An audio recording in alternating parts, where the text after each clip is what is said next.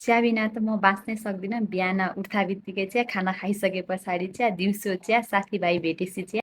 गर्मी पनि बढ्दो छ, कसले लस्सी मही खान्छ।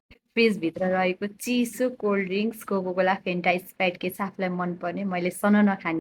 चक्लेटको हिसाबमा बन्टी, स्न्याकर, डेरी मिल्क के छ सबै मलाई मनपर्छ। म त खाने हो, गुलियो बिना म सक्दिनँ भन्नेहरू प्लस सबैजनालाई दिनमा कति चाहिँ चिनी खाने त भन्ने विषयमा यो भिडियो रहेको छ, अन्तिमसम्म हेर्नु। विश्व स्वास्थ्य सङ्गठन अनुसार प्रत्येक दिन मान्छेलाई 25 ग्रामसम्म चिनी भयो भने हुन्छ। इट मिन्स 6 चिया चम्चा भयो भने चाहिँ हुन्छ। जस अन्तर्गत हामीले खाने रेगुलर खाने चिया, त्यसै गरी कोल्ड ड्रिङ्क्सदेखि लिएर सबै कुरा यसैभित्र इन्क्लुड हुन्छ।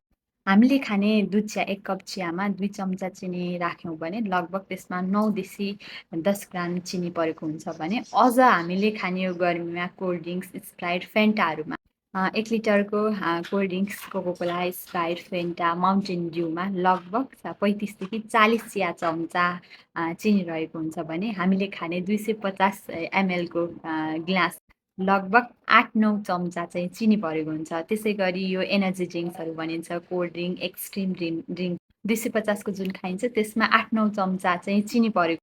अझ बिरामीहरूलाई भेट्दा जाने एकदमै हेल्दी भनेर यो प्याक्ड फ्रुट जुसमा पनि उत्तिकै लेभलको चिनी हुन्छ। 250 एमएलमा लगभग 5-6 चिया चम्चा चाहिँ चिनी परेको हुन्छ। त्यसै गरी दुध चियामा 1 कप चियामा 2 चिनी चम्चा हाल्यौँ भने 8-9 ग्राम चिनी परेको हुन्छ भने हिसाब गर्नुहोस् आफैले। अब दिनमा 5-10 कप चिया खाने भए कतिसम्म खाइन्छ भनेर।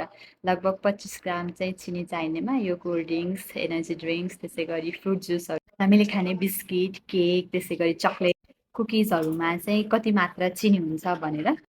चिनीको मात्रा प्रयोग भयो भने मोटोपना हुने, त्यसै गरी कोलेस्ट्रोल हाई, डायबिटिज, दाँत बिग्रिने समस्या, मृगौला लोकदेखि लिएर सबै समस्या चाहिँ ल्याउन सक्छ। त्यसैले बेलैमा आफूले चिनी कति खाने भन्ने कुरामा विचार गरेर भान्सामा पस्नु।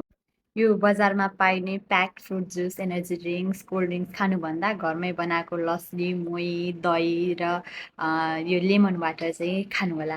र सकभर चिया खानुहुन्छ भने चिनी बिनाको चिया खाने बानी बसाल्नु होला र स्वास्थ्य पनि रहनु होला।